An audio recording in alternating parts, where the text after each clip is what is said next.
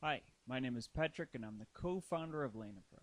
Just a reminder, if you like this video, please hit the like button and subscribe. On today's LP Minute, I'm going to talk about the importance of confidentiality restrictions that keep going even after a commercial contract ends. Some contracts protect one or both parties' confidential information during the contract term. But if that stops when the contract ends or doesn't continue long enough afterwards, disclosed information might not be protected.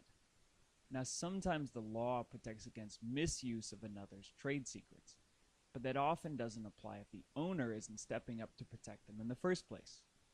For example, let's say a pretzel nugget manufacturer has a secret formula to balance the pretzel to peanut butter ratio in its tasty treats.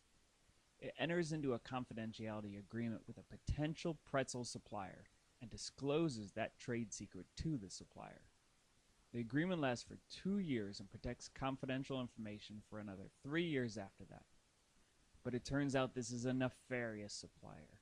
So 5 years out, the supplier turns around and starts copying the formula. That's a bad situation because the manufacturer no longer has contractual protection and might not have protection under the law either. Now the manufacturer has to develop a new recipe to differentiate itself in the marketplace.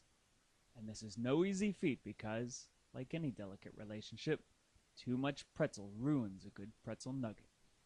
This has been your LP Minute, which has hopefully been helpful but is not legal advice. Watch a few more, hit the like button, and demo our software.